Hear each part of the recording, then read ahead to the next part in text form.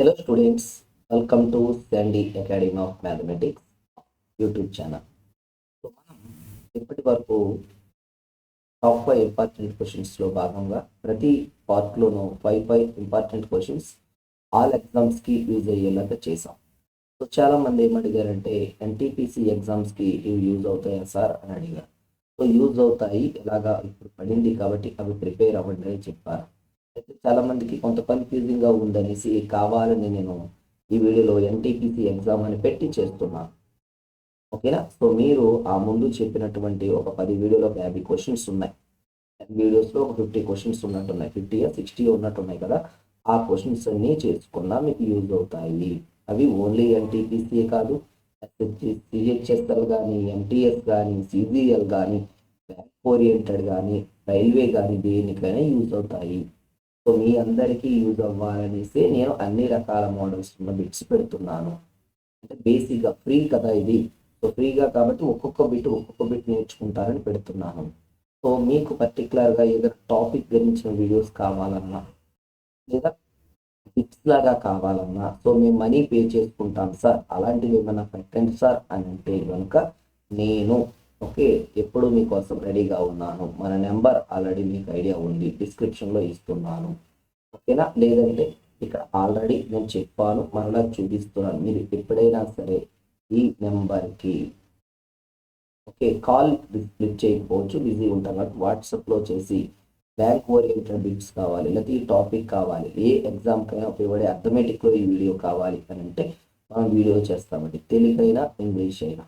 Okay, so money మిగతా విషయాలు ఏవైనా ఉంటే మనం మాట్లాడాలంటే మీరు అందులో మెసేజ్ చేయాలి. మినిమం 100 రూపీస్ నుంచి మనం స్టార్ట్ చేస్తున్నాం ఒక్క టాపిక్కి.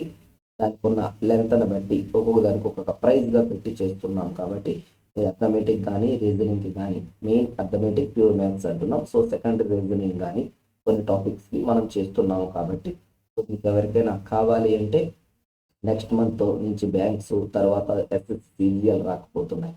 సో ఎన్టీపీసీకి అంటారా తక్కువ టైం ఉంది కాబట్టి మీరు ఏమీ కొనుక్కున్నా వాడలేకపోవచ్చు. కాబట్టి సో మెయిన్గా ఫర్దర్గా వచ్చే వాటికి ఏమైనా కావాలి అంటే మీరు మనల్ని అప్రోచ్ అవ్వచ్చు. సో నేను మీ నెంబర్ ఇచ్చాను, నా నెంబర్ ఇచ్చాను కాబట్టి దానిలో మీరు వాట్సాప్ మెసేజ్ చేయవచ్చు.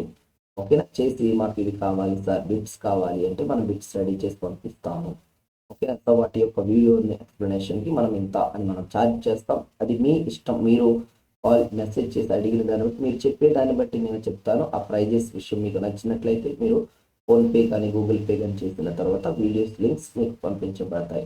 త్వరలోనే మనం మన యాప్ను కూడా స్టార్ట్ చేయబోతున్నాం, Sandy academy of mathematics SAMS app అని కూడా. సో మీరు దాన్ని ఇన్స్టాల్ చేసుకుని అందులో కూడా ఈ కంటెంట్ మరలా ఫ్రీగా అక్కడ చూడవచ్చు. అంటే ఇప్పుడు మనం చెప్పిన వీడియోస్ అందులో కూడా ఉంటాయి. ఓకేనా? సో ఎవరు కూడా మిస్యూజ్ చేసుకోకండి. Top 5 important questions for all competitive exams అనేది ప్రతి దానికి యూజ్ అవుతుంది. అంటే ఏంటంటే షార్ట్ వీడియోగా అయితే మీరు రిలాక్స్డ్గా చూసుకుంటానికి బాగుంటుందని షార్ట్గా చేస్తున్నాం. లేకపోతే అన్నీ కలిపి 1 గంట 2 గంటలుగా చేయవచ్చు. కానీ మీరు ఒకసారి చూసాక దాన్ని కట్ చేసేస్తారు, తర్వాత చూసుకోలేరు. కాబట్టి చిన్నగా చేస్తే ఒక నోట్స్గా ఫామ్ చేసుకుంటారనే ఉద్దేశంతో నేను సింపుల్గా చెప్తున్నాను. ఒకేసారి ఫుల్ వీడియో చేసినా మీరు దాన్ని మైండ్లోకి లాక్కోలేరు, అందుకనే నేను ఈ వీడియోకి వచ్చాను. ఓకేనా? సో ప్రతి ఒక్కరూ మన ఛానల్ని సబ్స్క్రైబ్ చేయండి. ఇప్పటికే మీ వల్ల మన ఛానల్ 500+ సబ్స్క్రైబర్స్కి వచ్చింది. అందుకోసం మీ అందరికీ థ్యాంక్స్ చెప్తున్నాను. సో ఫర్దర్గా 1K 2K 3K మనం రీచ్ అవ్వాలి, ఇంకా మంచి కంటెంట్ ఇవ్వాలి అనేసి దానికి మీ కోఆపరేషన్ ఇవ్వమని కోరుతున్నాను. ఓకేనా? సో ఇక నేను క్వశ్చన్స్లో పెడతాను, చూడండి. So first question, A takes x+8 hours and B takes x+18 hours to do a work respectively. If both of them work together, then the work finished in x hours. Find x. ఏ ఒక పనిని చేయడానికి x+8 గంటలు తీసుకొనును. B అదే పనిని చేయడానికి x+18 గంటలు తీసుకొనును. ఒకవేళ ఇద్దరూ కలిసి చేసినట్లయితే ఆ పని x గంటల్లో పూర్తవుతుంది. ఎన్ని గంటల్లో? x గంటల్లో పూర్తవుతుంది. అయితే x విలువ ఎంత అని అంటున్నారు. క్వశ్చన్ జాగ్రత్తగా గమనించు. ఇక్కడ బి అనేవాడు A+B చేసే పని కంటే 8 hours ఎక్కువ టైం తీసుకుంటాడు. అంతేనా? అంటే ఏ ప్లస్ బి కన్నా బి టేక్స్ ఎంత 8 అవర్స్ మోర్. నెక్స్ట్ ఏ ప్లస్ బి కన్నా అంటే ఇద్దరు కలిసి చేసిన దానికన్నా ఏ 18 అవర్స్ టేక్ మోర్ అన్నమాట. సో ఏ ప్లస్ బి ఎంత చాలా సార్లు చేసాము, మోస్ట్ ఇంపార్టెంట్ బిట్ అండి. ఓకేనా? If A takes T1 hours more time than time taken by A and B together, B takes T2 hours more time than A and B work together. Then A plus B taken the work taken time. A plus B takes root over T1 T2 time to work together to finish the work. అంటే నేను ఏమంటున్నానంటే ఏకి T1 hours ఎక్కువ time పడుతుంది ఇద్దరు కలిసి చేసిన దానికన్నా, అంటే విడిగా చేస్తే. వీకి T2 అవర్స్ పడుతున్నప్పుడు వాళ్ళిద్దరూ కలిసి చేసిన దానిని మనం ఈ విధంగా క్యాలిక్యులేట్ చేస్తాం T1 T2 సూత్రంతో. ఇక T1 అంటే ఏ ఎన్ని గంటలు ఎక్కువ తీసుకున్నాడు, ఇదిగో ఎక్స్ట్రా, ప్లస్ అంటే మోర్ టైం, అంటే ఎక్స్ అంటే ఇద్దరు కలిసి చేసింది కదా, దీని ప్లస్ 8, T2 18 తీసుకున్నారు. ఓకే, సో ఎక్స్ అంటే ఇదే సూత్రం. మనం క్లాస్లో చెప్పినప్పుడు ఎలా చెప్తారంటే డైరెక్ట్గా చెప్తారు, ఏ అను వ్యక్తి ఏ బి కలిసి చేసినప్పుడు పట్టే సమయం కంటే 8 గంటలు ఎక్కువ తీసుకున్నాను. బి అదే పనిని చేయడానికి వాళ్ళిద్దరూ కలిసి చేయడానికి పట్టిన సమయం కంటే అదనంగా 18 గంటలు తీసుకున్నాను. అయితే వారిరువురు కలిసి ఎంత సమయంలో పూర్తి చేస్తారు అని అడుగుతున్నారు. ఒకప్పుడు మన క్లాసులో అలా చెప్పేవారు.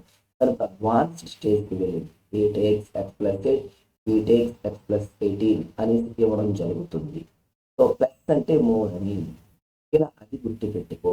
ఓకే, సో నీ ఆన్సర్ రూట్ T1 T2 అంటే root 18 to 18, so root 144. So x equal to root 144, so x equal to 12 అన్నమాట. సింపుల్ క్వశ్చన్, సరిగ్గా ఆలోచిస్తే నీకు 45 సెకండ్స్ పడతారు. నేను చెప్పడానికి 2 నిమిషాలు పట్టవచ్చు, కానీ మీకు చేయడానికి కరెక్ట్గా 1 minute లోపే చేసేస్తావు. జస్ట్ ఆ కండిషన్ని ఎలా మార్చాలని గుర్తుపెట్టుకో. వాళ్ళు మోర్ దెన్ 18 అని ఇవ్వరు. మోర్ అంటే ప్లస్ కాబట్టి +8 +18 అని ఇస్తారు. లాస్ట్ టైం బ్యాంక్ ఓరియంటెడ్గా అడిగారు, అక్కడ డైరెక్ట్గా అడిగారు 8, 18 అని అడిగారు. ఎస్ఎస్సి సిజిఎల్కి అడిగారు. ఓకేనా? కొన్ని ఎగ్జామ్స్లో మాత్రం ఎస్ఐ కానిస్టేబుల్ వాటిలో ఇలా డైరెక్ట్గా అడుగుతున్నారు. కాబట్టి మీరు వేరే లెక్కేమో అని కన్ఫ్యూజ్ అవ్వకండి. ఒకే మోడల్ అడగడమే వెరైటీగా అడుగుతారు. ఓకేనా? So whenever they given the times, both times are more than by combined time, then you calculate the value of x by using the relation root T1 T2. T1 and T2 are the more time taken by A and B. Okay, so our answer will be 12. Next, select the most appropriate meaning of the given idiom bed of roses. Bed of roses. Okay, trying condition of life, lethargic condition of life, testing condition of life, pleasant condition of life. అంటే ప్రశాంతమైన జీవితము, ప్రశాంతమైన స్థితిలో ఉన్నాను, చాలా ప్రశాంతంగా ఉంది అన్నప్పుడు ఇది వాడతావు. బెడ్ ఆఫ్ రోజెస్, పూల పాన్పు. ముళ్ళు కాదు, ముళ్ళు అయితే గుచ్చుకుంటాయి, పూల పాన్పు అయితే చక్కగా ఉంది, హాయిగా నిద్ర పడుతుంది, గులాబీ పూల మీద ఉన్నాను అని అంటాం. ముళ్ళు కాదు, పువ్వులు వేసి దాని మీద ఉన్నట్టు అనమాట. సో బెడ్ ఆఫ్ రోజెస్ అనేది ప్రశాంతమైన స్థితిని తెలియజేస్తుంది. అందుకే ఏం వాడతావు? ప్లెజెంట్ కండిషన్ ఆఫ్ లైఫ్ అని చెప్పడానికి బెడ్ ఆఫ్ రోజెస్ అని చెప్తాం. Okay, next, find the area of largest circle that can be inscribed in a square of side 14 centimeters. 14 సెంటీమీటర్ల భుజం కలిగిన చతురస్రంలో ఉంచదగిన గరిష్ట వృత్తం యొక్క వైశాల్యం అంటున్నారు. ఓకే, సో జాగ్రత్తగా గుర్తుపెట్టుకోండి. ఇది CGL CHSL, next maths NTPC వాళ్ళకి అడుగుతూ ఉంటారు. బ్యాంక్కి తక్కువే అడుగుతారు, మిగిలిన వాటికి అవసరం. ఇప్పుడు NTPCకి అవసరం. ఓకేనా? సో జాగ్రత్తగా చూడు, నువ్వు గమనించాలి. మామూలుగా ఏరియా ఆఫ్ సర్కిల్ వృత్త వైశాల్యం సూత్రం ఏంటి? πr². సో నీకు సైడ్ కావాలి లేదా డయామీటర్ అయినా కావాలి, ఇది కూడా సూత్రమే కదా. ఓకే, సో ఒక్కసారి చూడు, ఇది సెంటర్ అనుకుంటే వృత్తానికి ఇది సెంటర్ గా తీసుకుంటే ఇది కూడా చూడండి. ఓకే,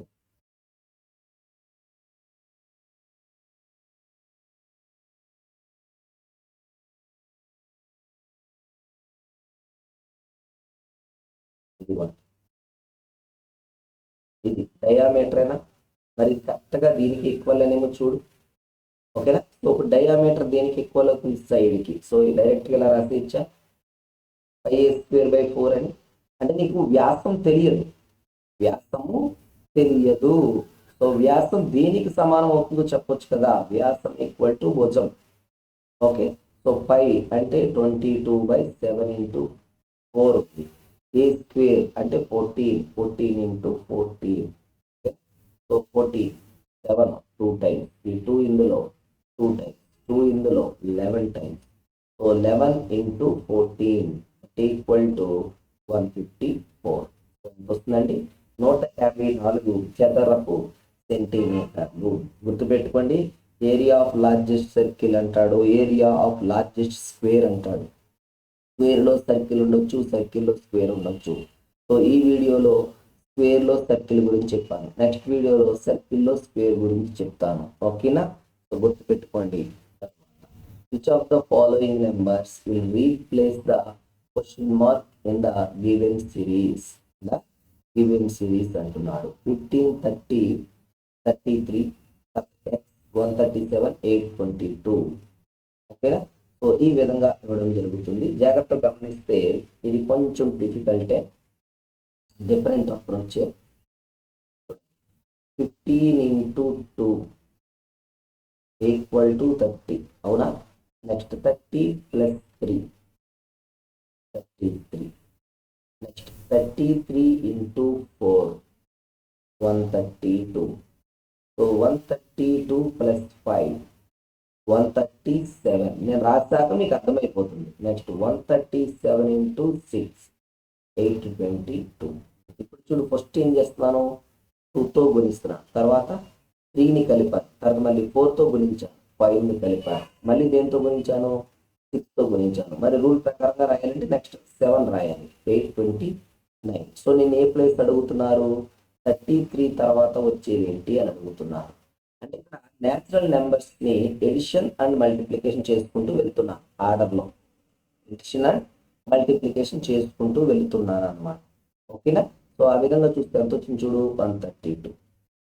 ఓకే, ఇది మనకి ఎస్ఎస్సి ఓరియంటెడ్గా అడిగిన బిట్ అన్నమాట. సో అదే వేలో మనకి ఎన్టీపీసీ కూడా ఉంటుంది కాబట్టి గుర్తుంచుకోండి, రీజనింగ్ క్వశ్చన్ ఇది. ఓకే, సో ఎలా చేస్తున్నాము అనేది గమనించుకోండి. 2, 3, 4, 5, 6, 7, 8 అంటే ఇవన్నీ ఏ సంఖ్యలేక, వరుస సహజ సంఖ్యలేనా, consecutive natural numbers. Consecutive natural numbers యొక్క ఆపరేషన్స్ చేస్తున్నాం అనమాట. ఒకసారి మల్టిప్లికేషన్, ఒకసారి ఎడిషన్, ఒకసారి డివిజన్, తర్వాత మళ్ళీ మల్టిప్లికేషన్, మళ్ళీ ఎడిషన్, అలా చేసుకుంటూ వెళ్తున్నాం అనమాట. ఓకేనా, సో నెక్స్ట్ చూడండి. What is the other name of trap shooting? What is the other name of trap shooting? Clay pigeon shooting, crawl shooting, wood pigeon shooting, pigeon shooting. Okay, so ఏమీ లేదు, trap shooting అనేది England వాళ్ళు ప్రవేశపెట్టారండి. 18వ శతాబ్దంలో England వాళ్ళు trap షూటింగ్ని కనిపెట్టారు. దానికి ఉన్న మరొక పేరు క్లే పిజియన్ షూటింగ్ అన్నమాట. 18వ శతాబ్దంలో ఇంగ్లాండ్ వాళ్ళు దీన్ని ఇంట్రడ్యూస్ చేశారు. అదొకటి గుర్తుపెట్టుకోండి, ట్రాప్ షూటింగ్. దానికి ఉన్న మరొక పేరు క్లే పిజియన్ షూటింగ్ అన్నమాట. ఓకేనా స్టూడెంట్స్, ఇది టోటల్గా ఎన్టీపీసీకి ఉపయోగపడే 5 క్వశ్చన్స్ యొక్క ఇన్ఫర్మేషన్. ఓకేనా, సో మన దగ్గర తక్కువ సమయం ఉంది కాబట్టి వీడియోలు చేయడానికి కుదరడం లేదు. At the same time DSC కూడా మనం వీడియోలు చేశాము. సో వాళ్ళకి మీకు చేయడంలో కొంత టైం, వాళ్ళకి ఫస్ట్ ప్రియారిటీ ఇవ్వడం జరిగింది, ఎందుకంటే వాళ్ళకి ముందు ఎగ్జామ్స్ ఉన్నాయి. సో మనకు తెలిసిన స్టూడెంట్స్ మన గ్రూప్లో ఉన్న వాళ్ళు ఆల్ కాంపిటేటివ్ ప్రిపేర్ అయ్యారు. సో మనం వచ్చేటప్పటికే లేట్గా స్టార్ట్ చేస్తాము. సో నెక్స్ట్ నుంచి ఎస్ఎస్సి సిజిఎల్ కానీ ఇప్పుడు కోడ్స్ పడుతున్నాయి, కోడ్స్ రీజనింగ్ కానీ నార్మల్ బిట్స్ కానీ ఇవన్నీ మ్యాక్సిమం వీక్లీ 2 to 3 వీడియోస్ కన్ఫామ్గా వచ్చేలాగా నేను చేస్తాను. సో మీరు కూడా నాతో కోఆపరేట్ చేసి ఎక్కువ మందికి మన వీడియోస్ షేర్ చేయండి, లైక్ చేసి సబ్స్క్రైబ్ చేసినట్టయితే మనకు కొంచెం ముందుకు వెళ్తాం కాబట్టి అందరికీ ఇది రీచ్ అవుతుంది. సో మీ వంతుగా మీరు సాయం చేయండి, నా వంతుగా నేను చేస్తాను. ఓకేనా స్టూడెంట్స్, నెక్స్ట్ వీడియోలో మరొక 5 క్వశ్చన్స్తో మళ్ళీ కలుద్దాం. Okay, thank you, all the best.